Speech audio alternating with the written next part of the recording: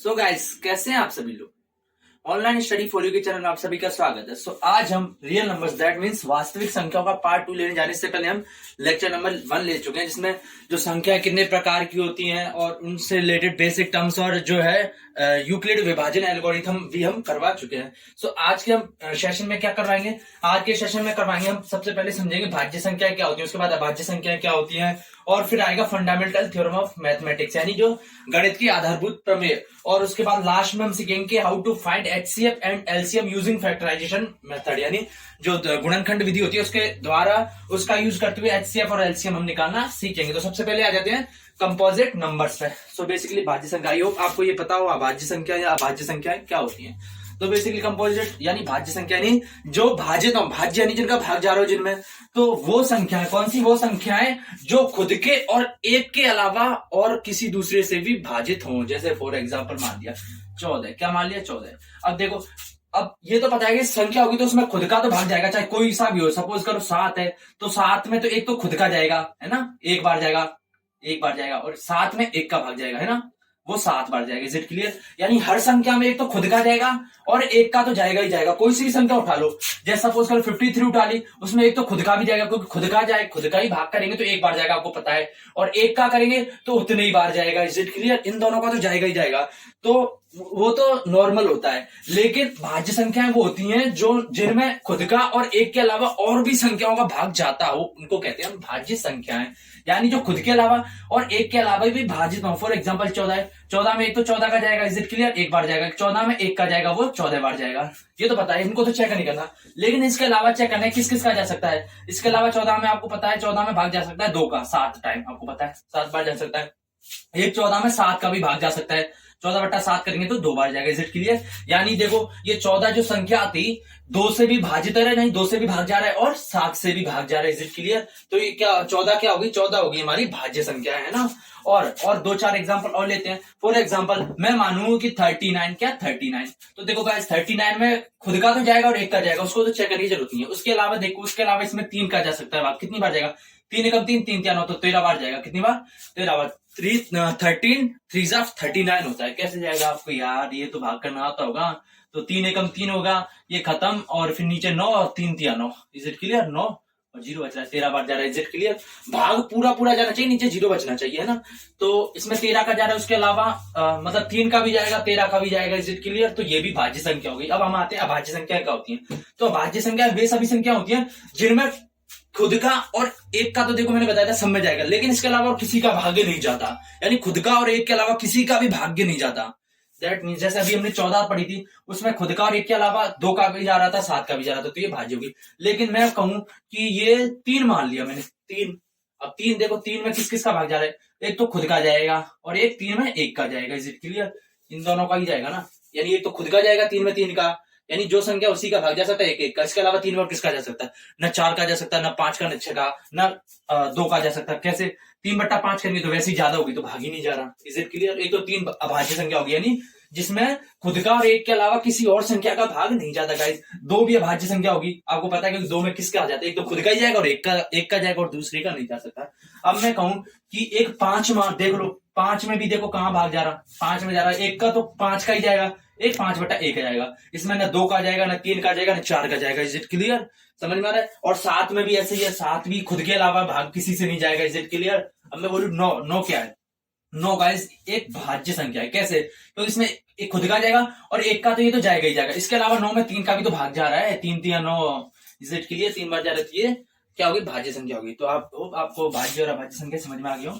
अब हम पढ़ते हैं कि जो फंडामेंटल थ्योरम ऑफ मैथमेटिक्स यानी गणित की आधारभूत प्रमेय।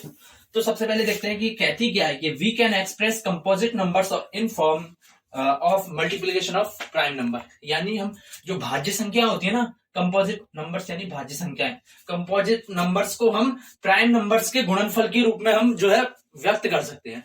इसका मतलब भाज्य संख्याओं को हम अभाज्य संख्याओं के गुणनफल के रूप में व्यक्त कर सकते हैं। ये बेसिकली कहना क्या चाहता है, इसको हम एक एग्जांपल के थ्रू समझते हैं। तो गाइस मैंने अभी रिपीट किया कि जो भाज्य संख्या होती हैं, भाज्य संख्याएं या कंपोजिट नंबर, उनको अभाज्य संख्याओं के गुणनफल के रूप में व्यक्त किया जा सकता है। तो उसके लिए एक एग्जांपल लेता हूं। एग्जांपल मैं 14 ही लेता हूं, जैसे 14 अभी लिया था उसको ही ले लेता हूं। तो सबसे पहले मैं क्या करूंगा, 14 को मैं कैसे लिख सकता हूँ, 14 को लिख लेता हूं मैं 2 into 7 लिख सकता हूँ ना, 2 सत्ते 14 होता है, आपको पता है ना, 2 into 7 लिख सकता हूं मैं। यानी ये क्या है, ये एक भाज्य संख्या है, मैंने निकाली थी क्योंकि इसमें 2 का भी भाग जा रहा है और 7 का भी भाग जा रहा था, तो ये तो भाज्य संख्या है। लेकिन ये क्या है, 2 अभाज्य संख्या, अभाज्य यानी प्राइम नंबर है ये। और ये 7 क्या है, 7 भी प्राइम नंबर है, भाज्य संख्या है। कैसे अभाज्य संख्या, क्योंकि 2 में देखो किसी और संख्या का भाग नहीं जाएगा, खुद के अलावा और एक के अलावा, वैसे 7 में नहीं जाएगा। तो मैंने कह दिया ना, ये भाज्य, लेकिन ये कौन सी, ये भाज्य संख्या यानी ये कंपोजिट नंबर है। तो मैंने कहते हैं ना, कंपोजिट नंबर को हम जो अभाज्य संख्या होती है ना, उनके गुणनफल के रूप में लिख सकते हैं ना। 14 की जगह मैं 2 गुणा 7 भी तो लिख सकता हूँ, ये भी तो 14 ही होता है। यानी जो अभाज्य संख्या होती है उनको गुणनफल, उनके मल्टीप्लीकेशन की फॉर्म में हम जो होती है कंपोजिट नंबर को प्रदर्शित कर सकते हैं। इज इट फाइन, समझ में आ रहा होगा। कि 1-2 एग्जाम्पल और लेता हूँ, फिर उसके थ्रू में समझाने की और कोशिश करता हूँ। जैसे फॉर एग्जाम्पल लिया मैंने 15 लिया। 15 क्या है, 15 भाज्य संख्या है, कंपोजिट नंबर है। क्या है, composite number, COMPOSIT, composite number है। कैसे है, इसमें देखो 15 का तो जाएगा ही जाएगा, खुद का जाएगा और 1 का जाएगा, उसके अलावा इसमें 3 का भी जा रहा है ना, 3 5 15 होता है, 5 बार जा रहा है पूरा पूरा। और इसमें 15 में किसका जा रहा है, 5 का भी जा रहा है। इज इट क्लियर, 5 का भी जा रहा है, कितनी बार, 3 बार जा रहा है। भाग आप कर लेना आराम से, आपको आ जाएगा। तो 15 में 3 का भी जा रहा है, 5 का भी जा रहा है, यानी ये क्या होगी, ये कंपोजिट नंबर होगी। और 15 को, यानी 15 को मैं कैसे लिख सकता हूँ, 3 गुणा 5 भी तो लिख सकता हूँ ना, 3 पंजे 15। ऑब्वियसली ये कैसे निकाल रहा हूं मैं, इसका ये तरीका होता है, ये विधि, ये आपको पता होगा कि भाई सबसे पहले चेक करो 2 से जा रहा है यानी 2 से नहीं जा रहा, 3 से जा रहा है यानी हाँ 3 से जा रहा है, तो कितनी बार जा रहा है, 5 बार जा रहा है। फिर 5 को 1 बार जा रहा है, तो 1 आगे खत्म हो गया, तो इन दोनों गुणा करके लिख सकते हैं हम, 3 गुणा 5 that is 15। Is it clear, 3 गुणा 5 इक्वल्स टू 15। यानी मैं कह सकता हूं कि ये 15 है। 15 मैंने क्या निकाली थी, कंपोजिट नंबर यानी भाज्य संख्या है, composite. Is it clear, composite. और ये 3 क्या होती है, मुझे पता है कि ये होती है प्राइम नंबर, क्या प्राइम नंबर, और 5 भी प्राइम नंबर होता है। इसे क्लियर, यानी अभाज्य संख्या होती है। तो मैंने लिख दिया ना, जो कंपोजिट नंबर है, जो भाज्य संख्या है, वो किसके बराबर है, वो प्राइम नंबर के गुणनफल, मल्टीप्लीकेशन के बराबर है। यानी यही तो कह रहा है कि we can express composite numbers, यानी भाज्य संख्याओं को हम in form of multiplication of prime numbers, यानी जो भाज्य संख्या होती है उनको हम प्राइम नंबर्स यानी अभाज्य संख्याओं के गुणनफल के रूप में लिख सकते हैं। 15 को मैं 3 गुणा 5 भी तो लिख सकता हूँ, और ये क्या है, अभाज्य संख्या है, यानी ये भाज्य संख्याओं का गुणनफल है। तो मैं 15 की जगह जो भाज्य संख्या है उसकी जगह मैं अभाज्य संख्याओं के गुणनफल के रूप में भी तो लिख सकता हूँ। बेसिकली यही फंडामेंटल थ्योरम हमारी कहती है। लास्ट में सीखेंगे हम how to find HCF and LCM by the factorisation method. So I hope ये आपको समझ में आ गया हो। तो एक बार इस क्वेश्चन को समझाने के लिए मैं क्या करूंगा, इसके समझाने के लिए मैं सीधे एग्जांपल के थ्रू समझाऊंगा, और फिर कुछ 3 से 4 इससे रिलेटेड एग्जांपल लूंगा, 2 से 3 इससे रिलेटेड एग्जांपल लूंगा, और हमारा जो है सेशन या फिर कहीं एक्सरसाइज 1.2 यहीं पर फिनिश हो जाएगी।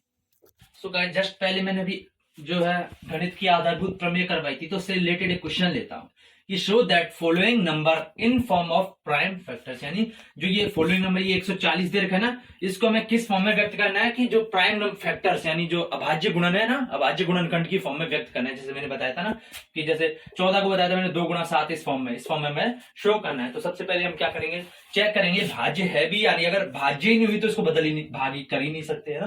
अगर ये अभाज्य यानी ये प्राइम हुई तो इसको तो कर नहीं सकते। अगर ये कंपोजिट हुई तब हाँ पता है कि इसमें कोई दूसरी संख्या का भी भाग जा रहा होगा। तो चेक करते हैं, देखो गाइस इसमें खुद का और 1 का तो जाएगा, इसके अलावा देखो इसमें 140 आ रहा है, तो आपको पता है लास्ट में 0 आता है, तो वो तो 1 तो 10 से भी डिवाइड होती है ना, लास्ट में 0 आता है, और 1 5 से भी डिवाइड होती है। तो मुझे पता है कि 10 से डिवाइड होगी तो 14 बार जाएगा, 5 से डिवाइड करेंगे तो ये 28 बार जाएगा। इज इट क्लियर, यानी ये मतलब कहने का है कि ये कंपोजिट नंबर है, यानी 140 में और संख्याओं का भी जा रहा है, 140 में 2 का भी जाएगा, कैसे जाएगा, 2 7 जा 14। इज इट क्लियर, 0 बचा, अब 0 नीचे तो आने नहीं जा रहा, तो 0 कर दिया, बस 0 0 खत्म।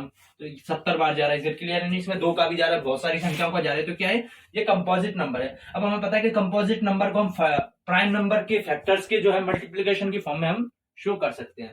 इतना अगर आपको ये लैंग्वेज समझ में नहीं आई तो इतना है कि 140 को उस फॉर्म में करना है। उसके लिए हम क्या करेंगे, उसके लिए 140 लिखा, इसको हम इस तरीके से लिखेंगे। अब देखो 140 में किसका जा रहा है, 2 का भाग जा रहा है, क्योंकि कैसे जा रहा है मुझे कैसे पता चला, 2 का जो है विभाजन की प्रोसेस में एक लास्ट अंक देखते हैं, क्या देखते हैं, लास्ट डिजिट होती है ना, यहाँ से इधर से, या फिर पहली कह सकते हैं इस तरफ से, जो कोनी कोनी की होती है ना, उसको देखो, वो अगर सम हो यानी इवन नंबर हो, इवन यानी 0 2 4 6 या 8, इन 5 में से कोई भी आ रहा हो ना, तो समझ लेना वो 2 से भाग उसमें जा रहा होगा ऑब्वियसली। तो इसमें 0 आ रहा है तो 2 से भाग जा रहा होगा। कितनी बार जा रही है, 70 बार जा रहा है, क्योंकि अभी हमने देखा। अब देखो इसमें अब इसका मामला खत्म, 70 आ गया, 70 में वापस लास्ट में 0 आ गया तो वापस 2 का जा रहा है, इज इट क्लियर? कितनी बार जा रहा है? 35 बार, 35 दूनी 70 होता है।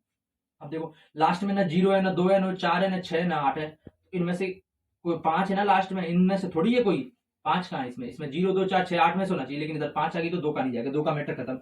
अब हम आएंगे 3 पे, 3 का चेक करेंगे तो 3 का हम कैसे चेक करते हैं? हम चेक करते हैं कि जो नंबर होता है ना उसको जोड़ दो, आपस में उनकी संख्या को जोड़ दो। जैसे 35 है तो 35 को जोड़ेंगे तो 3 + 5 कर देंगे, कितना आ रहा है? 8 आ रहा है। अगर सपोज करो 140 होता, ये 140 होता, तब जोड़ते क्या करते? 1 + 4 + 0 करते। Is it clear?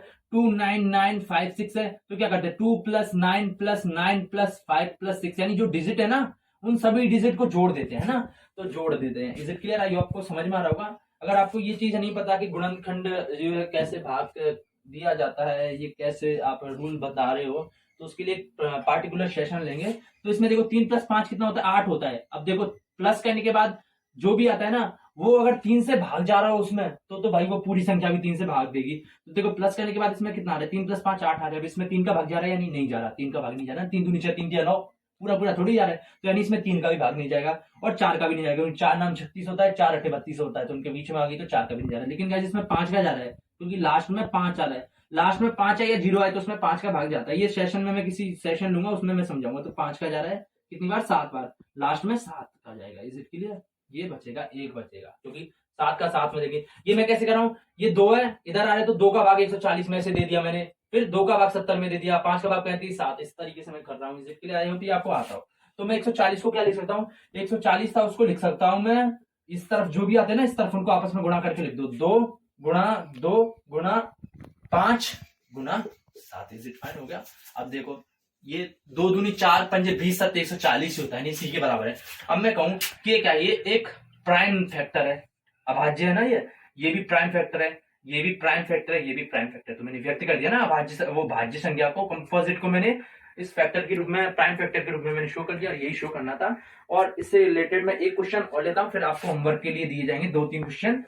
I hope ये समझ में आ गया होगा। बेसिकली इसमें है कुछ भी नहीं, बस ऐसे ही है, बेवकूफ बना रखा है मैथ ने, हम बस डर जाते थोड़ा, हम बेवकूफ बन जाते हैं, बाकी बेवकूफ बनने लायक वाली कोई बात नहीं होती। तो एक और एग्जांपल लेते हैं। सो द सेकंड क्वेश्चन में हमें उसी प्राइम फैक्टर की फॉर्म में लिखना है, किसको? 5005 यानी 5005 को मैंने पूरी लैंग्वेज नहीं लिखी, मैं इसको शो करूंगा। तो सबसे पहले मैं 5005 को करना है तो उसको एज इट इज लिखूंगा। As it clear? उसके बाद मैंने बताया था कि इस तरीके से करते हैं, तो मैंने बताया था 5 लास्ट में आ रहे तो मैं 5 से डिवाइड कर दूंगा, 5 से भाग कर दूंगा। कितनी बार जाएगा? 1001 की बार जाएगा। कैसे जाएगा? 5 का भाग 5005 में, देखो 5005 में देखेंगे तो सबसे पहले इसको लेंगे तो एक बार जाएगा 5 एकम 5 आएगा, घटाएंगे 0। अब इसको उतारा, ये 0 आ रहा है, भाग नहीं जा रहा क्योंकि छोटी होगी ना, 0 लिख दिया। फिर इसको उतारा, 0 आ रहा है, नहीं जा रहा, वापस 0 लिख दिया। फिर इसको उतारा 5, अब जा रहा है एक बार तो ये 5 खत्म। अब इसके बाद कुछ है ही नहीं। इसके बाद एक और जगह 0 होती तो नीचे 0 उतारते, फिर 0 लिख देते, लेकिन यहीं पे मैच फिनिश। तो क्या आ गया? 1001। अगर आपको चेक करना है या गलत है या सही है तो इसको इससे गुणा करो। किसको? 1001 को 5 से गुणा करेंगे प्लस 0 करेंगे, तो इसके प्लस करने से तो फायदा नहीं है क्योंकि 0 करेंगे तो उतना आंसर ही रहेगा। तो इन दोनों को आपस में गुणा करेंगे तो इसके बराबर आ रहा होगा, तो हमारा आंसर सही होगा। और आप खुद करके चेक कर लेना, सही है हमारा आंसर। अब इसमें देखो क्या, अब इसमें किस किस से गुणा हो सकता है? आई होप आपको इसमें सोचो किस किस से गुणा हो सकता है। 1001 लिख रखा है, 1001 में एक 11 से हो सकता है। किससे हो सकता है? 11 से। मुझे कैसे पता चला? तो 11 की भाजकता का नियम, divisibility law, divisibility laws rules होते हैं ना, उसमें 11 में क्या होता है कि जैसे कोई 2 3 4 5 की संख्या दे रखी है तो मैं क्या करता हूं, मैं इनको जोड़ लेता हूं। क्या करता हूं? इनको जोड़ लेता हूं और इनको जोड़ लेता हूं, यानी ये पहले नंबर पे, ये दूसरे नंबर पे संख्या आ रही है, दूसरे नंबर पे डिजिट आ रहा है, ये तीसरे नंबर पे, ये चौथे नंबर पे, यानी पहले तीसरे 5वां 7वां 9वां 11वां, ये अभाज्य वो विषम संख्या होती है ना, उस सीक्वेंस के नंबरों को जोड़ लेता हूं। ऐसे ही सम संख्या जैसे 2 4 6 उनको जोड़ लेता हूं, फिर जोड़ने के बाद उनका डिफरेंस निकालता हूं। तो वो डिफरेंस अगर 0 आ रहा हो या फिर 11 आ रहा हो या फिर 11 आ रहा हो तब तो वो 11 से भाग जाती है। मेरा कहने का मतलब है जैसे इसमें 2 3 4 5 है तो इनको जोड़ लूंगा, मतलब एक छोड़ के एक, जैसे लिया छोड़ा फिर अगला ले लेते। तो अभी तो अगला है नहीं तो यहीं तक देखेंगे, ये लिया और ये लिया तो कितना आ गया? इनको जोड़ा तो 3 + 5 8 आ गया। अब इनका तो मैटर खत्म हो गया, इसको जो बच रहे हैं उनको कर लो, 2 और 4 6 आ जाएंगे। अब इनका मैं डिफरेंस निकालूंगा तो 8 - 6 कितना आ गया? 2 हो गया। दो जीरो या 11 में से तो है ही नहीं, तो जीरो या 11 आना चाहिए, तो यानी ये 11 से भाग नहीं जाएगा। अब इसको चेक करता हूँ 1001, तो क्या करूँ, इसको लूंगा, इसके बाद मैं इसको छोड़ के इस पर जाऊंगा, है ना, एक छोड़ के एक पर जाते हैं, फिर इसको छोड़ के फिर अगले पे जाते हैं अगर होता है ना, तो इसको लूंगा और इसको लूंगा, तो 1 + 0 कितना होगा, 1 हो जाएगा। Is it clear? ऐसे ही इन दोनों को लूंगा, बाकी जो बच रहे हैं, तो 0 और 1 कितना हो जाएगा, 1 हो जाएगा। अब इनका डिफरेंस निकालेंगे तो 1 में से 1 घटाए तो 0 आ रहा है, तो ये 0 या 11 आ रहा है ना, यानी ये 11 से भाग जाने वाली संख्या हो गई।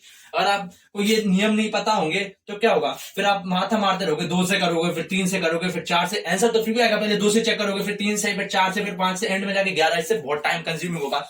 अगर आपको ये भाजकता के नियम पता होगा तो आप सीधे भाग करके चेक कर सकते हैं। तो 11 से डिवाइड करूंगा तो कितनी बार जाएगा, वो जाएगा 91 बार। कितनी बार जाएगा, 91 बार। कैसे जा रहा है, ये जा रहा है गाइस, 11 लिखा मैंने, 1001 लिखा, तो 11 9 99, 99 होता है, 100 में 99 का तो एक बचेगा, और इधर एक उतारा तो 11 कम 11। Is it clear?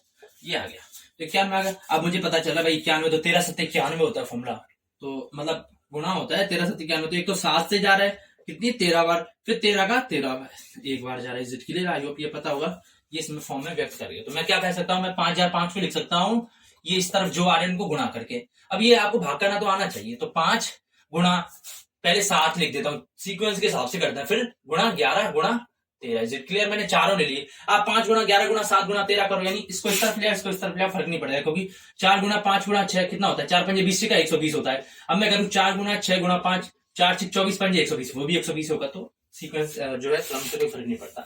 तो आई होप इस तरीके का क्वेश्चन आपको समझ में आ गया होगा। अब हम क्या सीखते हैं, अब हम निकालते हैं कि एचसीएफ और एलसीएम निकालना, जो हमारा लास्ट नीचे मैंने बताया था कि इसको क्वेश्चन के थ्रू समझाऊंगा उस मेथड को। तो हम एक क्वेश्चन लेते हैं एचसीएफ और एलसीएम निकालने का, फिर उसके बाद हम उसको सॉल्व करते हैं। सो गाइस, क्वेश्चन में मैं एचसीएफ और एलसीएम फाइंड करना है किसका, 26 एंड 19 1 का, यानी 26 और जो है 91 का हमें एचसीएफ और एलसीएम फाइंड करना है। उसके बाद हमें क्वेश्चन में लिख रखा है कि check that multiplication of two numbers is equals to LCM and HCF, यानी एलसीएम और एचसीएफ फाइंड करेंगे। उसके बाद हमें चेक करना है कि जो दो संख्या होती है ना, दो संख्याओं का गुणा, यानी ये जो भी दो संख्या दे रखी होंगी उनका गुणा किसके बराबर होगा, उनका गुणा एलसीएम इंटू एचसीएफ के बराबर होगा। यानी एलसीएम और एचसीएफ निकालेंगे, उनको मल्टीप्लाई करेंगे, वो किसके इक्वल आएगा, वो इक्वल आएगा इन दोनों के गुणा के इक्वल आना चाहिए। तो हमें ये चेक करना है। तो बेसिकली गाइस हम एचसीएफ और एलसीएम निकालते हैं। तो 26 और 91, तो पहले 26 का निकालूंगा, क्या, गुणनखंड उसी तरीके से। तो ये देखो 6 आ रहा है, 2 से भाग जाएगा, कितनी बार, 13 बार जाएगा। अब देखो 13 अभाज्य संख्या है ना, मुझे पता है, तो 13 में किसी और का नहीं जाएगा, खुद का ही जाएगा सिर्फ। तो 26 को मैं लिख सकता हूँ, 26 को लिख सकता हूँ 2 गुणा 13 लिख सकता हूँ। Is it clear? अब क्या लिख सकता हूँ मैं, अब 26 का खत्म मैटर, अब मैं 91 पे आ जाऊंगा, 91 पे आऊंगा, तो ये जाएगा 7 से जा रहा है, किससे जा रहा है, 7 से, कितनी बार, 13 बार, क्योंकि 13 7 91 होता है, 13 7 91 होता है ना। अब ये भी 13 एक ही बार जाएगा, क्योंकि ये भी अभाज्य संख्या। Is it clear? I hope आपको अगर भाजकता के नियम पता होंगे आप कर सकते हैं, या फिर आपको मल्टीप्लाई जो है पहाड़े आते हो, टेबल से याद हो, तो आप आराम से कर सकते हैं। तो मैं 91 को क्या लिख सकता हूँ, 91 को लिख सकता हूँ मैं 13 इंटू 7 या 7 into 13। Is it clear? I hope ये समझ में आ गया। अब गाइस ध्यान रखना कि एचसीएफ होता है महत्तम समापवर्तक और एलसीएम होता है लघुत्तम समापवर्तक हिंदी में।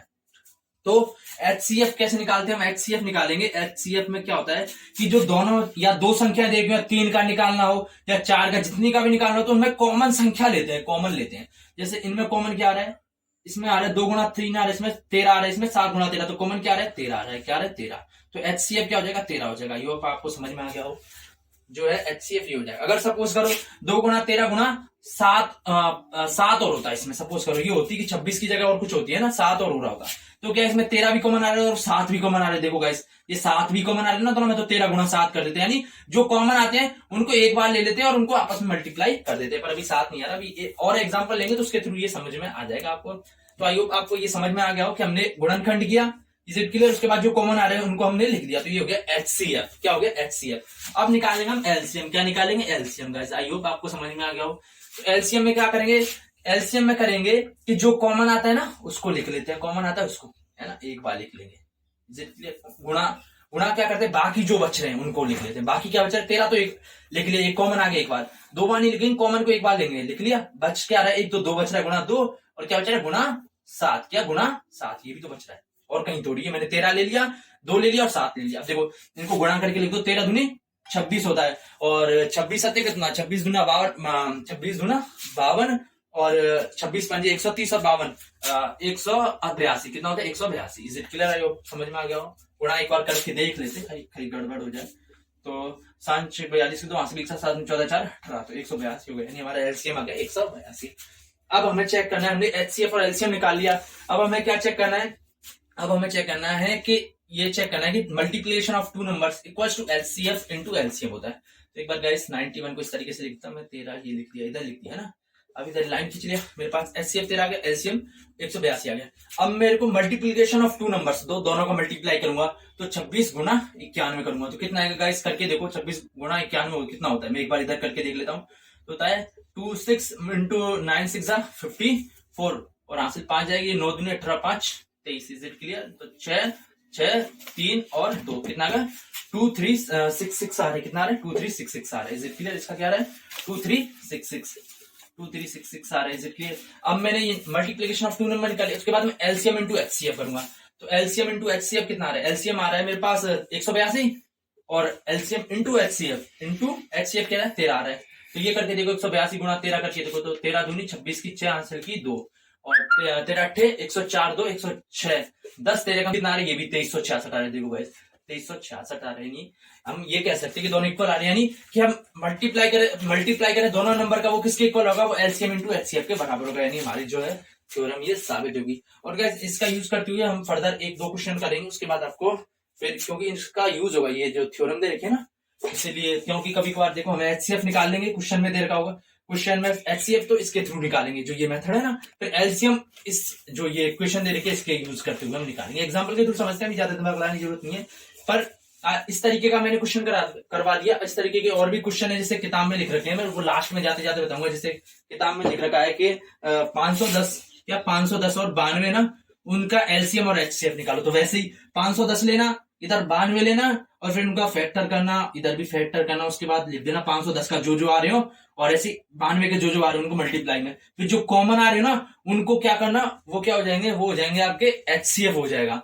और जो नॉन कॉमन हो, क्या कॉमन आ रहे तो एचसीएफ हो जाएगा। एलसीएम में क्या करेंगे? जो कॉमन आ रहे हैं उनको तो एक बार लिख लेंगे, बाकी जो बच रहे हैं उनको भी गुणा कर देंगे साथ ही साथ। एक बात और, एक क्वेश्चन करवा ही देता हूँ, फिर बाद में गड़बड़ होनी नहीं चाहिए। कि जैसे फोर्थ क्वेश्चन है, हमें एचसीएफ एंड एलसीएम निकालना है। एचसीएफ एंड एलसीएम में शॉर्ट में लिख रहा हूँ, किस किस का निकालना है? हमें निकालना है गाइस, एग्जांपल देखता हूं मैं, 510 एंड 92, 510 एंड 92 इसका। तो मैं क्या करूंगा? सबसे पहले मैं निकालूंगा 510, क्या है आप 92 किसी का भी निकाल लो, है ना। तो इसका निकालूंगा तो 2 से निकालूंगा, तो कितनी बार जाएगा? ये जाएगा गाइस 255 बार, 255 बार जाएगा। 25 दूना 50 500 और 5 दूना 10 500, है ना। अब ये जाएगा 5 10 2 12, 3 से जाएगा तो 3 अट्ठे 24, 3 पंजे 15 बार जाएगा। Is it clear? 5 जाएगा ये 17 बार, 17 5 85। ऐसे भाग करना आना चाहिए आपको। कैसे पता चल रहा है मुझे? इधर 0 आ रहा है तो 2 से भाग जाएगा, 0 नहीं आ रहा, 2 नहीं आ रहा, 4 6 8 नहीं आ रहा, तो मुझे पता चलेगा कि ये 2 से नहीं जाएगा। अब 5 और 5 10 और 2 12, मैंने बताया ना डिजिट को जोड़ देता हूं तो 12 आ रहा है। कितना आ रहा है? 12 इनको जोड़ने के बाद मुझे पता है 12 3 से भाग जाती है ना, तो मुझे पता है 12 में 3 का भाग जा रहा है, 4 बार जा रहा है, तो इस पूरी संख्या में भी 3 का जाएगा, इसलिए मैंने 3 का दे दिया। Is it clear? 3 का भाग दूंगा तो 85 बार जाएगा। और देखो लास्ट में 5 आ गया, तो मैंने बताया था 0 या 5 हो तो 5 से ज्यादा, तो मैंने 5 का दे दिया। कितनी बार? 17 बार। आप भाग करके देख लें, 17 आएगा। और 17 मुझे पता है कि भाज्य संख्या होती है तो उसमें खुद का ही जाएगा, तो ये आ जाएगा। तो मैं 510 को क्या लिख सकता हूँ? 510 को लिख सकता हूँ मैं 2 into 3 into 5 into 17, 2 into 3 into 5 into 17। अब मैं क्या करूंगा? अब मैं 92 का निकालूंगा। क्या 92 का निकाल दूंगा? 2 आ रहे तो मतलब लास्ट में 2 आ रहे तो 2 से कर दूंगा तो 6 टाइम जाएगा। फर्दर इसको करूंगा तो 23 टाइम जाएगा। 23 का भाज्य संख्या यानी प्राइम नंबर है। क्या है? प्राइम नंबर है, तो इसमें 23 का एक ही जाएगा और किसी का नहीं जाएगा। तो इसको क्या लिख सकता हूं मैं? 92 को लिख सकता हूं मैं 2 इंटू 2 इंटू 23। आई होप समझ में आ गया हो। Is it clear? अब एचसीएफ क्या हो जाएगा? मैंने एचसीएफ हो जाएगा, मैंने बताया कि जो कॉमन होते हैं, कॉमन क्या रहे? तो ये 2 आ रहे, देखो दोनों में। अब और कहां आ रहा है? आप सोचेंगे ये भी तो 2 आ गया, लेकिन गाइस ऊपर भी फिर 2 होना चाहिए। एक बार नीचे 2 बार 2 आ रहे तो ऊपर भी 2 बार होने चाहिए, है ना। अगर ऊपर 1 आ रहा है तो नीचे भी 1 के अकॉर्डिंग ही चेक करेंगे, तो 2 1 एचसीएफ हो जाएगी। Is it clear? और कहीं कॉमन नहीं आ रहा है, देखो, है ना। अब एलसीएम क्या हो जाएगा? एलसीएम गाइस हो जाएगा ये 2 तो एक बार लिख लिया। Is it clear? इंटू बाकी जो बचे 3 5 17 2 23, 3 गुणा 5 गुणा 17 गुणा 2 इंटू 23। इनको आप गुणा कर लेना, काफी लंबी अपने आप आंसर आ जाएगा, वही हमारा एलसीएम होगा। और फिर आप चेक कर सकते हैं, इन दोनों को मल्टीप्लाई करना, उसके बाद जो एचसीएफ और एलसीएम को मल्टीप्लाई करना, अपने आप वो सेम आएंगे, उसका आंसर भी सेम आएगा। ये हो इस तरीके के क्वेश्चन आपको समझ में आ गया हो, एलसीएम और एचसीएफ और एलसीएम निकालने वाले। अब हम आगे चलते हैं। सो गाइस फिफ्थ क्वेश्चन में आप देख सकते हैं कि हमने जो फोर्थ थर्ड कराए लगभग उसके जैसा क्वेश्चन वापस ले लिया है ना। तो उसमें क्या है कि हमें क्या फाइंड करना है, HCF and LCM using prime factorisation method, यानी अभाज्य गुणनखंड विधि। क्या अभाज्य गुणनखंड विधि, प्राइम यानी अभाज्य होता है आपको पता है, फैक्टराइजेशन यानी गुणनखंड, क्या गुणनखंड। Is it clear? मैं राइटिंग ज्यादा ध्यान नहीं दे रहा। और मेथड यानी विधि होता है, आई होप आपको समझ में आ रहा होगा। यानी अभाज्य गुणनखंड विधि द्वारा ये ज्ञात करना है। यही क्यों स्पेशल मेंशन किया, क्योंकि आपको पता है कि एक विधि वो भी होती है कि दो संख्याओं का multiplication equals to LCM into HCF होता है ना। तो उससे भी निकाल सकते हो, वो मैं अगले क्वेश्चन में बताऊंगा। अभी इस मेथड से कर ले। और गाइस ये जैसे पार्ट 2 खत्म हो जाएगा तो लास्ट में जाते जाते मैं आपको होमवर्क दूंगा, क्वेश्चन बताऊंगा इनके सेम टू सेम कॉन्सेप्ट वाले। तो आपको खुद घर पर प्रैक्टिस करनी, जो आपकी हेल्प करेगा। वैसे मेरे को बताने की जरूरत नहीं, एक्सरसाइज में लिख रखे हैं, पर फिर भी मैं एक्सरसाइज के यहीं पर लिख दूंगा, जिससे आपका थोड़ा ध्यान दे। क्योंकि जैसे लेक्चर खत्म होता है तो बच्चे ज्यादातर किताब फिर खोलते देखते नहीं है। तो मुझे 12, 15, 21 का एचसीएफ एंड एलसीएम निकालना है। तो सबसे पहले मैं लिख लूंगा 12, है ना। 12 निकालूंगा, है ना। 12 का निकलूंगा तो मुझे पता है 2 से जा रहा है 6 बार। ये अभाज्य गुणनखंड विधि होती है ना। ये गाइस मैं गुणनखंड करते जा रहा हूँ ना, उसका फैक्टर निकालते जा रहा हूँ। तो 12 का 2 6 12, 2 बार जाएगा। 2 से मतलब 6 बार जाएगा। अब 2 का 6 में देंगे तो 3 बार जाएगा। Is it clear? 2 का 6 में देंगे तो जो आ रहे हैं इधर वो इस तरफ आ जाएगा। अब 3 को 2 में तो जाएगा नहीं, 3 का 3 में जाएगा, सिर्फ ऐसे आएगा। तो 12 को हम लिख सकते हैं 2 इंटू 3 लिख सकता हूँ मैं। 2 इंटू 3 क्योंकि 2 दूनी 4 12। Is it clear? जो इधर होते हैं उनको मल्टीप्लाई की फॉर्म में लिख लेते हैं। अब 12 का मैंने ले लिया। अब ऐसे 15 का लूंगा। किसका?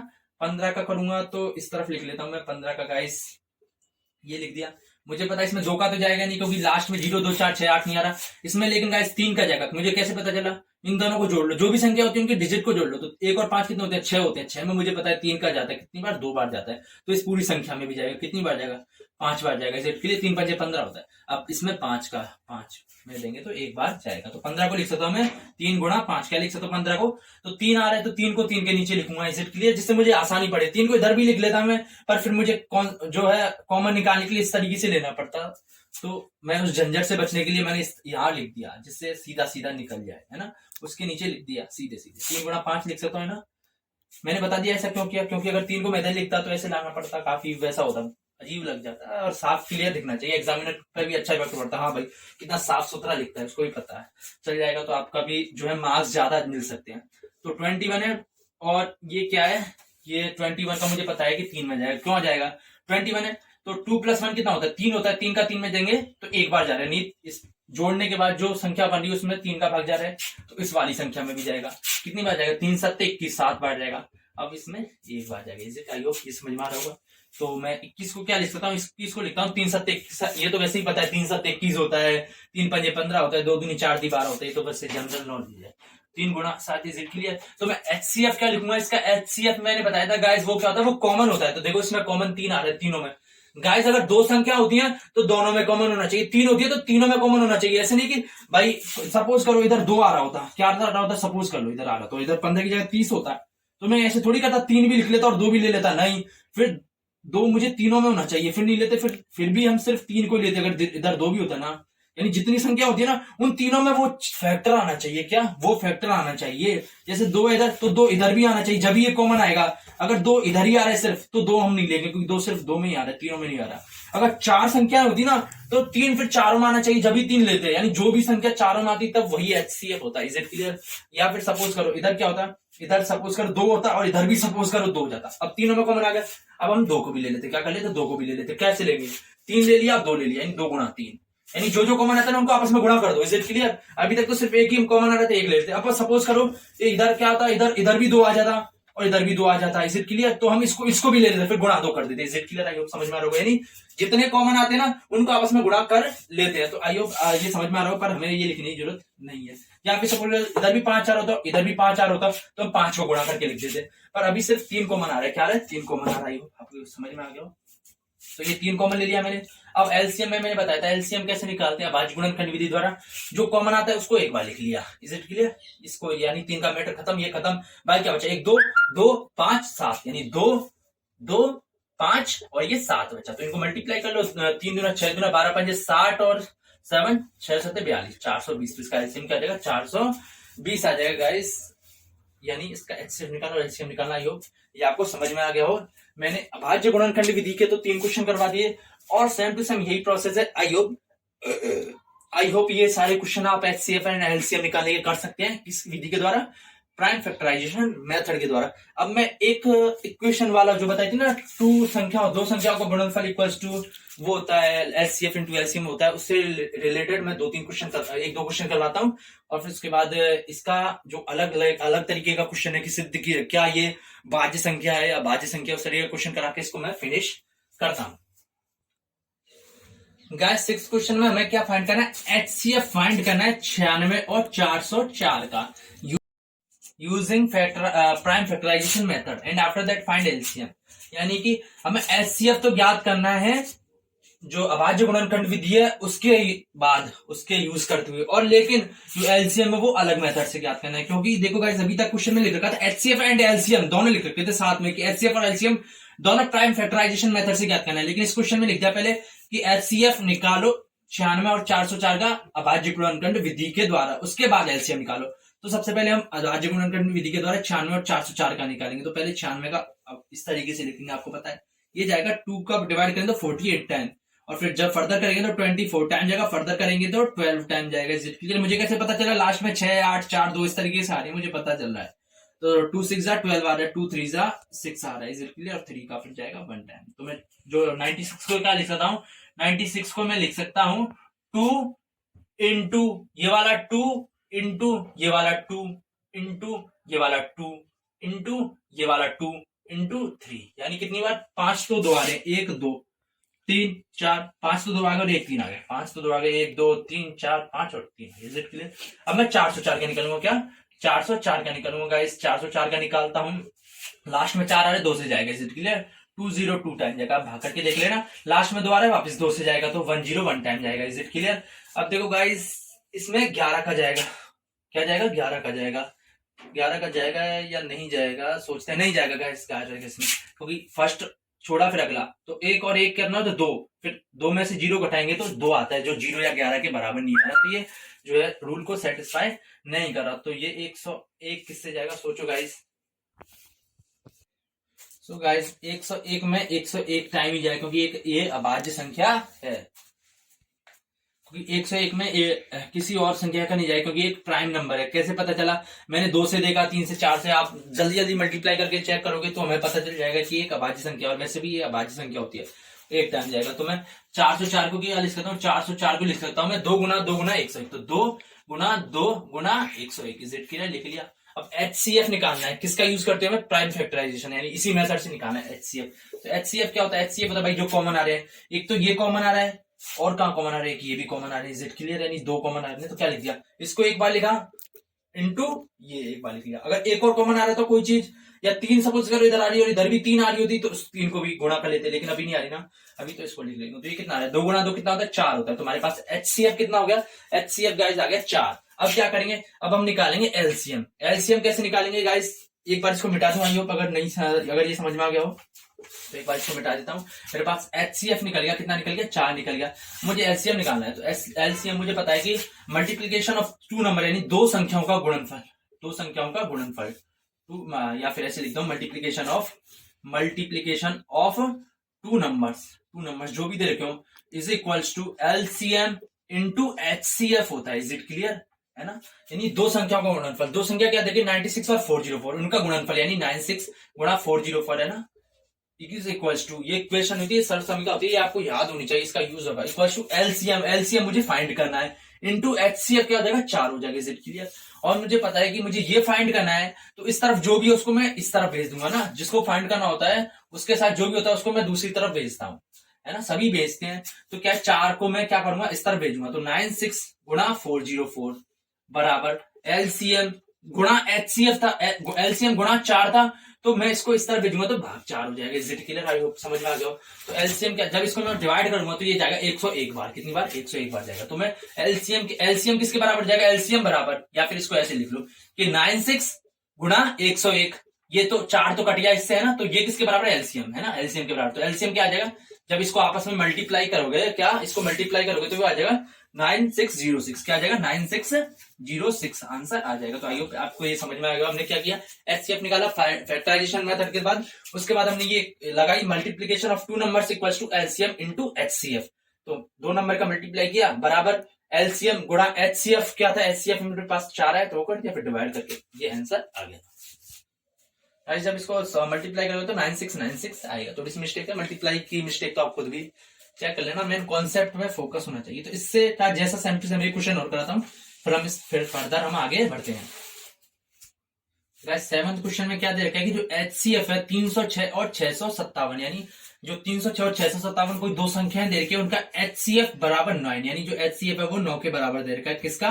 ये संख्या कौन सी है? 306 और 657, ये हमें दे रखा है। और हमें फाइंड करना है कि एलसीएम ऑफ 306 यानी 657, यानी कि जो ये दो संख्याएं दे रखी है इनका एचसीएफ हमें दे रखा है, तो हमें एलसीएम फाइंड करना है। तो मैं क्या करूंगा कि मुझे पता है कि मल्टीप्लीकेशन ऑफ टू नंबर्स, या फिर ऐसा करना कि भाई ये जो दो संख्या दे रखी है उनका फैक्टर करो, 306 का करो, 657 का करो, फिर जो कॉमन आए उनको एक बार लिख लो, बाकी को जो बच रहे हैं उनको मल्टीप्लाई कर दो, तो वो तो एलसीएम हो जाएगा। एक तो वो मेथड है, लेकिन हमें गाइस इधर एचसीएफ भी दे रखा है ना, तो हम वही मेथड यूज करेंगे, मल्टीप्लीकेशन ऑफ टू नंबर्स, क्योंकि इससे जल्दी हो जाएगा, equals to LCM into HCF हो जाएगा। अगर ये नहीं दे रखा होता तब हम वो मेथड लगाते हैं, और इसमें ये दे रखा है तो हमें सीधे सीधे क्वेश्चन एग्जामिनर पूछना चाहता है कि आपको ये इक्वेशन याद भी है या नहीं, वो कुछ जानबूझ के पूछना चाहता है।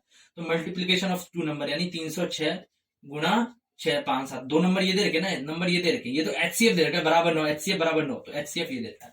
तो एलसीएम मुझे पता नहीं, वो ज्ञात करना है, और एलसीएम मुझे पता नहीं, और एचसीएफ दे रखा है 9, तो मुझे एलसीएम निकालना है। तो 9 को मैं इस तरह भेजूंगा तो एलसीएम क्या आ जाएगा? एलसीएम आ जाएगा मेरे पास 306 गुणा 657 एज इट इज, और 9 नीचे आ गया। आप सोच रहे होंगे ये तो इस तरफ था गाइस, ये इसको 9 इसको इस तरफ ले गए तो ये 9 हो जाएगा, इज इट क्लियर? यहाँ से हट जाएगा, तो एलसीएम को मैं इस तरफ कर दिया, इसको इस तरफ कर दिया, एक ही मतलब है। अरे यार ये नहीं समझ में आ रहा, ये तो समझ में आ रहा है आपको।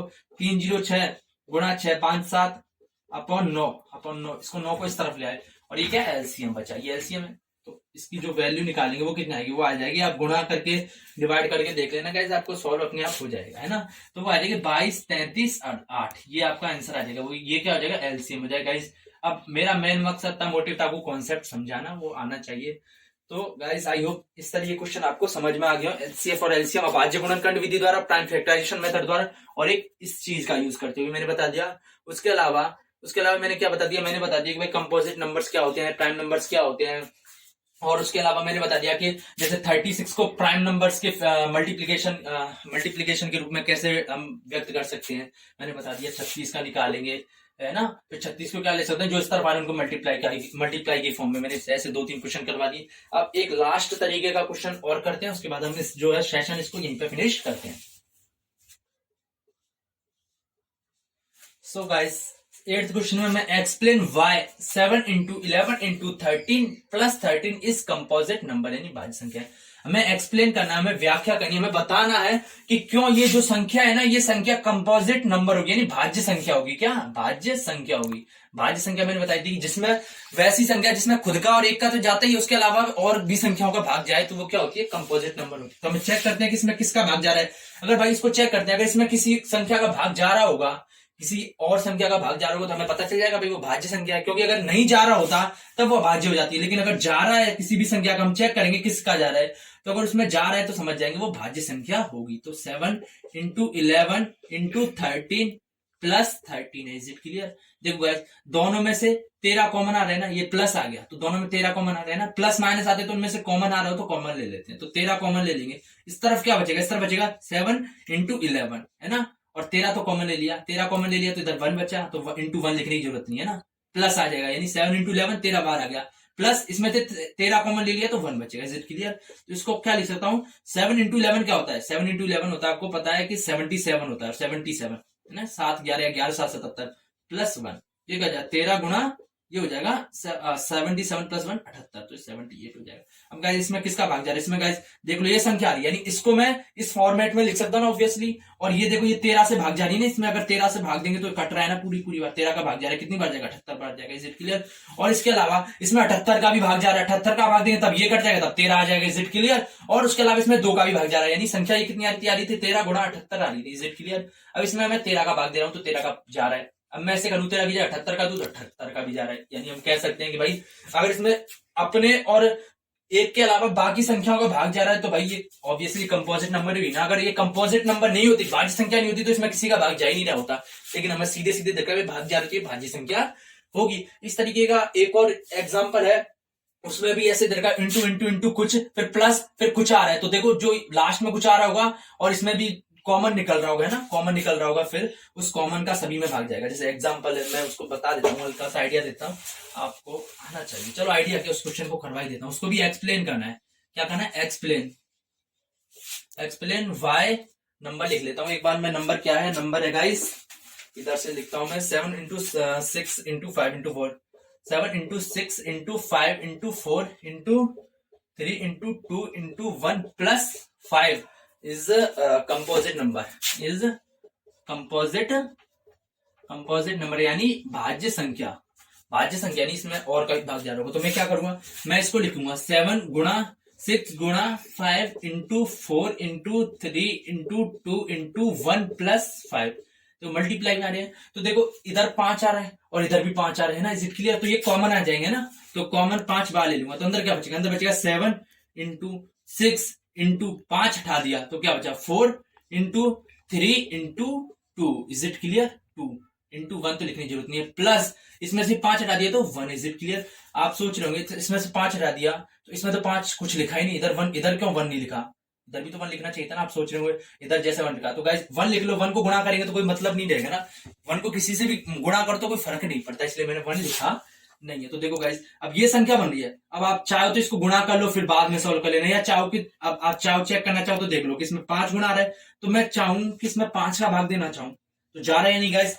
जा रहा है, ऑब्वियसली 5 से 5 कट रहा है, कट रहा होगा जब भी तो भाग जा रहा होगा ना। हम काटते क्यों, यानी भाग जा रहा होगा जब भी तो काटते ना। जैसे मैं बोलूं कि 14/2 कर रहा हूं, तो मैं काट रहा हूं इसको 7 बार काट रहा हूं, 2 7 14, यानी 2 का भाग 14 में 7 बार जा रहा होगा तभी तो काट रहा हूँ। या फिर मैं कहूँ 15/3 करूँ तो 5 बार काटता हूँ ना, यानी 3 का भाग 15 में 5 बार जा रहा होगा जब भी तो काटता हूँ, तो इसीलिए मैं काट रहा हूँ, यानी 5 का भाग इसमें जा रहा होगा। तो यानी इसमें किसी और संख्या का भाग जा रहा है, तो ये यानी कंपोजिट नंबर हो गया। ये समझ में आ गया होगा। एक लास्ट क्वेश्चन और लेते हैं, फिर इसको यहीं पर फिनिश करते हैं। सो गाइस 10th क्वेश्चन मैंने एक्सरसाइज का उठाया है, उसमें बहुत बड़ी रामायण लिख रखी है और मैंने सीधे डायग्राम के थ्रू समझाने की कोशिश की है कि एक वृत्ताकार यानी एक सर्कुलर कोई पार्क है, कोई ग्राउंड है, और फिर उसमें सोनिया और रवि है ना, वो चक्कर लगाते हैं। तो सोनिया है ना एक पूरा चक्कर, सपोज करो इस पॉइंट से स्टार्ट की, तो यहां से चक्कर घूमते घूमते वापस आने में कितना मिनट लगाती है? 18 मिनट लगाते हैं एक चक्कर लगाने में। वैसे ही रवि इस पॉइंट से गया और वापस चक्कर लगाते हुए आया, तो रवि 12 मिनट में इस चक्कर को कंप्लीट कर लेता है। Is it clear? क्वेश्चन समझ में आ रहा है? उसके बाद हमें क्या करना है कि इसमें दे रखा है कि वो दोनों एक ही साथ स्टार्ट करें, जैसे उसी वक्त दोनों की रेस हुई है, स्टार्ट करें। तो ये भागा, ये सोनिया गई, ये रवि गया, रवि 12 मिनट में करा तो रवि थोड़ा आगे निकल जाएगा। तो पूछ रखा है कि कितनी देर बाद वो आपस में वापस मिल जाएंगे, कितनी देर बाद वो आपस एक ही पॉइंट पर टकराएंगे। यानी ये भाग रहा है, ये जल्दी भाग रहा है, फिर कुछ देर बाद ये 2 चक्कर लगा लेगा, सोनिया 1 चक्कर लगा पाएगी, इसी पॉइंट पर आ पाएगी। उस तरीके से हमें किस पॉइंट वो वापस दोबारा से मिल पाएंगे, कितने टाइम बाद, तो हमें वो टाइम निकालना है। तो गाइज कि एक तो 18 मिनट दे रखा है हमें और एक दे रखा है 12 मिनट दे रखा है। Is it clear? इस तरीके के क्वेश्चन पूछेगी कितनी देर बाद मिलेगा, तो गाइस हमें क्या मिनिमम निकालना होता है, मिनिमम टाइम, क्योंकि मैक्सिमम तो मिलते रहेंगे, तो बाद में कई बार मिलते रहेंगे, मैक्सिमम तो इनफाइनाइट तक जाएगा, बहुत टाइम तक कितने भी चक्कर लगाते हैं। पर सबसे पहले टाइम पता होना चाहिए इस वाले में, है ना। यानी कि जो पूछते हैं सर ये क्वेश्चन की कितनी देर बाद मिलेंगे, कब मिलेंगे, तो यानी हमें मिनिमम यानी पहले कब मिलेंगे, तो मिनिमम यानी एलसीएम लघुत्तम समापवर्तक है ना, ये निकालना होता है इसका तरीके क्वेश्चन में। यानी हमें अधिकतम नहीं निकालना पड़ता, अधिकतम तो कई बार मिलते रहेंगे। Is it clear? तो पहला पूछा है तो पहले में हम एलसीएम निकालते हैं, तो हम निकालते हैं गाइस। अब इसमें दे नहीं रखा तो हम चाहे फैक्टराइजेशन मेथड करें, चाहे हम वो एचसीएफ इंटू एलसीएम वाला करें, तो हम फैक्टराइजेशन मेथड निकाल लेते। तो 18 है, 18 को मैं क्या लिख दूंगा, 2 9 18 एंड 3 3 9। Is it clear? इस तरीके से मैं लिख सकता हूँ। और आपको पता है 2 3 6 18 ही आता है। Is it clear? और मैं 12 का लिखूंगा, तो 12 को लिख सकता हूँ 2 6 12, 2 3 6 और 3 1 3। Is it clear? समझ में आ गया? तो मैं लिख सकता हूँ 18 को क्या लिख सकता हूँ, 18 को लिख सकता हूँ मैं 2 गुणा 3 गुणा 3। Is it clear? और मैं जो 12 है 12 को क्या लिख सकता हूँ, मैं लिख सकता हूँ 2 गुणा 3, 2 गुणा 2 गुणा 3। Is it clear? लिख सकता हूँ। अब देखो वो एलसीएम होता है, तो एलसीएम में हम क्या करते हैं, एलसीएम में एचसीएफ में तो पता है जो कॉमन आते हैं उनको लेते हैं, एलसीएम में लेते हैं हम जो कॉमन क्या है। सबसे पहले कॉमन चेक करो, 2 कॉमन आ रहा है, ये बना लिया, ऐसे गोला बना देना।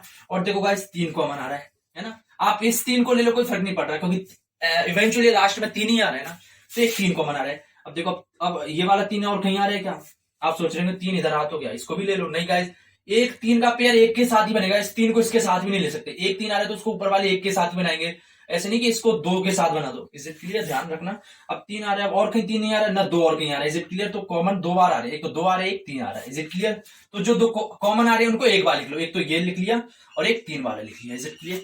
सबसे पहले कॉमन का मैटर खत्म, यानी ये खत्म और ये खत्म। बचे क्या? एक तो ये बचा और एक ये बचा, तो जो बच रहे हैं उनको भी मल्टीप्लाई कर देते हैं। आपको पता होगा एलसीएम निकालते हैं तो कितना हो जाएगा, 2 3 6 गुणा 3 गुणा 2, यानी इसकी जगह मैंने 6 लिख लिया, गुणा 3 गुणा 2। अब 6 3 18, 18 हो गया गुणा 2 और 18 दूनी 36 होता है। तो इसका एलसीएम कितना आ जाएगा, इसका जो आंसर है एलसीएम कितना आएगा 36। तो यानी 36 मिनट, क्या 36 मिनट बाद वो आपस में मिलेंगे। यानी सोनिया पहला चक्कर 18 मिनट में लगाएगी, फिर दूसरा चक्कर 36 मिनट में हो जाएगा ना, तो 18 दूनी 36, यानी दूसरा चक्कर जैसे ही लगा लेगी वैसे ही रवि कितने चक्कर लगा लिया, रवि लगा लिया पहला 12 में, अगला 24 में, अगला 36 में, 12 3 36, यानी कि जब मिलेंगे तब सोनिया तो 2 चक्कर लगा लेगी और रवि 3 चक्कर लगा लेगा। ये भी क्वेश्चन पूछ सकता है कि ये लगा रहे तो कितने चक्कर बाद आपस में मिलेंगे। तो गाइस 36 मिनट में मिलेंगे, और सोनिया के दूसरे चक्कर के बाद और रवि के तीसरे चक्कर बाद। ये खैर फंसने की जरूरत नहीं है, ये समझ में आ गया। मिनिमम निकालना होता है टाइम, तो मिनिमम एलसीएम यानी लघुत्तम लोएस्ट निकालना होता है, तो लघुत्तम हम इस तरीके से एलसीएम निकालते हैं। और एक लास्ट क्वेश्चन लेते हैं जिसमें बेसिकली वो जरूरी तो नहीं है पर फिर भी करवा देते हैं। सो गाइस 11th क्वेश्चन देख सकते हैं कि इसमें हमें चेक करना है कि जो 6 की पावर n है एंड्स 80, यानी 6 की पावर n का जो भी मान आएगा, n की कोई भी वैल्यू के लिए, n की वैल्यू कुछ भी रखेंगे तो 6 की पावर n मतलब 6 की पावर 1 क्या होता है, 6 होता है। 6 की पावर 2 यानी 6 को 2 बार गुणा कर दिया, 36 हो गया। 6 की पावर 3 यानी 6 को 3 बार गुणा कर दिया, यानी 16। 6 की पावर 4 यानी 6 को 4 बार गुणा कर दिया। तो इसी प्रकार से n की कोई भी वैल्यू रखें तो क्या लास्ट में 0 आएगा या नहीं, हमें चेक करना है। क्या करना है, चेक करना है। For any natural number of n, यानी n की किसी भी प्राकृत संख्या के लिए। तो 6 की पावर n है, इसको क्या लिख सकता हूं मैं, 6 को लिख सकता हूं मैं 2 गुणा 3 लिख सकता हूँ ना, उसके ऊपर n आ रही है। Is it clear? Is it clear? और इसको मैं लिख सकता हूँ कि पावर n आ रही है तो इसको इसके साथ लिख सकता हूँ ना। जैसे पावर 2 थी तो 2 गुणा 2, 2 की पावर 2 गुणा 3 की पावर 2 लिख सकते थे ना। इसका मतलब है कि 2 गुणा 3 की पावर 2 होती सपोज करो, तो उसको मैं 2 की पावर 2 गुणा 3 की पावर 2 लिख सकता हूँ ना। पावर को डिस्ट्रीब्यूट कर देता तो मैं इधर भी डिस्ट्रीब्यूट कर दूंगा, 2 की पावर n इंटू 3 की power n। Is it clear? और गाइज आप देख सकते हैं कि इनमें से ये किससे भाग जाएगी, ये किससे भाग जा सकती है, ये तो या तो 2 से जा सकती है ना, क्योंकि 2 की पावर n यानी 2 की पावर या तो 1 होगा 0 होगा, यानी 2 की पावर 0 होगा तो 1 आएगा, है ना, या 2 की पावर 1 होगा तो 2 आएगा, 2 की पावर 2 होगा तो 4 आएगा, 2 की पावर 3 होगा यानी 2 दूना 4 दूना 8, 2 की पावर 4 यानी 2 को 4 बार गुणा कर दिया तो 16, यानी ये सब 2 से भाग जा रही है, तो यानी ये संख्या भी 2 से भाग जाएगी। Is it clear? या फिर ये 3 की पावर 1, 3 की पावर 2, 3 की पावर 3, यानी या तो ये 2 से जाएगी या 3 से जाएगी या फिर 6 से जाएगी, क्योंकि आगे 6 भी आ रहा है। Is it clear? 5 से नहीं जा सकती, क्योंकि 5 से मतलब कहने का मतलब है कि 0 नहीं आ सकती। 0 क्यों नहीं आ सकती? क्योंकि 0 कब आ सकती है कि जब 0 जब ही आएगी, 0 का मतलब आने का मतलब है कि या तो वो 5 से भाग जा रहा हो उसमें या 10 से भाग जा रहा हो। Is it clear? मैंने बताया था ना भाजकता का नियम होता है कि अगर लास्ट में सपोज करो जैसे 20 है लास्ट में 0 आ रहा है, इसका मतलब है ये 5 से भाग जा रहा होगा, ऐसे 5 चौक 20 4 बार जा रहा है, या फिर 10 से जा रहा होगा। Is it clear? समझ में आ रहा है? 50 है लास्ट में 0 आ रहा है ना, तो यानी इसमें 5 का भाग भी जा रहा होगा और 10 का भी जा रहा होगा, है ना। या फिर 100 है, 100 में लास्ट में क्या आ रहा है, 0 आ रहा है लास्ट वाले में, तो यानी इसमें 5 का भाग जा रहा होगा 20 बार, 20 पंजे 100, तो 5 का जा रहा होगा, यानी लास्ट में 0 का मतलब है इसमें 5 का भाग जा रहा होगा। लेकिन हम कह सकते हैं कि इसमें 5 का कहीं भाग नहीं जा सकता। क्यों नहीं जा सकता? आप कोई भी वैल्यू उठा के रख लीजिए, 2 की पावर n की जगह सपोज करो आपने रख लिया 1 रख लिया, n की जगह 1 रख लिया, तो 2 की पावर 1 इंटू 3 की पावर 1। Is it clear? तो ये क्या जाएगा, 2 की पावर इंटू 3 की पावर 1, तो ये किससे भाग जा सकते हैं, 2 की पावर 1 तो 2 होता है, 3 की पावर 1 3 हो सकता है, तो ये किससे जा सकते हैं, या तो 2 से जा सकता है, 2 से जाएगा 3 बार जाएगा, या फिर ये 3 से जा सकता है, या फिर ये 6 से जा सकता है, क्योंकि 2 3 6 भी 6 होते हैं। Is it clear? समझ में आ गया? 5 से नहीं जाता। अगर n की जगह मैं क्या रखूं, n की जगह 2 रख दूं सपोज करो, तो ये क्या जाएगा, 2 की पावर 2 इंटू 3 की पावर 2, तो 2 की पावर 2 क्या होता है 4 होता है, 3 की पावर 2 9 होता है, नहीं 3 की पावर 2 का मतलब है 3 गुणा 3। Is it clear? That is 9, 3 3 9। तो इसको मैं या तो गाइस ये 2 से जा सकता है ना, 2 दूनी 4, या फिर ये 3 से जा सकता है, 3 3 9। Is it clear? या फिर 6 से जा सकता है ना, या फिर 4 से जा सकता है, पर ये 5 से नहीं जाएगा। 5 से जाने के लिए क्या होना चाहिए, 5 से जाने के लिए गाइस 5 से नहीं जाएगा, आप कह सकते हैं ना 5 से नहीं जाएगा किसी भी कंडीशन में। तो अगर 5 से नहीं जा रहा तो 0 भी नहीं आएगा, 5 से नहीं जा रहा तो 0 भी नहीं आएगा। Is it clear? ये समझ में आ गया होगा।